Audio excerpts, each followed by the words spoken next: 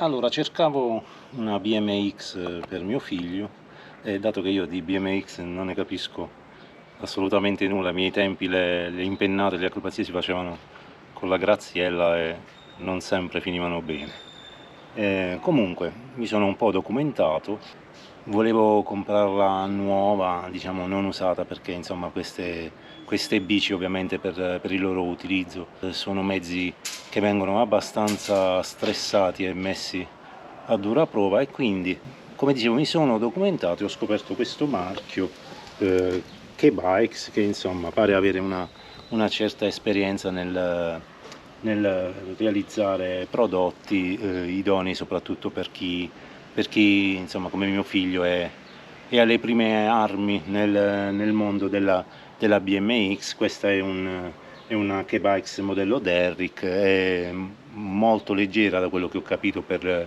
gli standard di questo segmento di prodotto. Pesa 11 kg nonostante sia una bici in acciaio, tra l'altro acciaio cosiddetto Hiten, quindi un po' più pesante per esempio del Chromoly, che per esempio è l'acciaio della Brompton. È equipaggiata con una corona da 25 denti avanti e solo 9 denti dietro, quindi una bici estremamente scattante e agile, come penso debba essere una BMX. Ha il manubrio ovviamente che può essere girato a 360 gradi per, diciamo, i vari trick, le varie evoluzioni. Ha delle belle gomme da 2,4 pollici, quindi belle larghe, che attutiscono molto bene gli impatti, e poi c'è il classico freno, diciamo, cantilever alla ruota posteriore. Non c'è il freno anteriore, che diciamo quasi mai viene utilizzato nelle BMX, che a volte sono addirittura senza freni.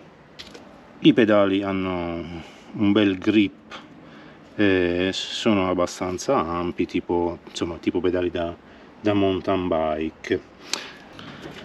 E quindi questa è la K-Bikes Derrick. Non aggiungo altro perché, come ho detto, non è il mio, diciamo, settore specifico di competenza, di conoscenza. Non sono molto addentrato nel mondo delle BMX. Comunque, da quel che posso giudicare, quel che posso vedere, sembra un buon prodotto, insomma un prodotto di una certa qualità.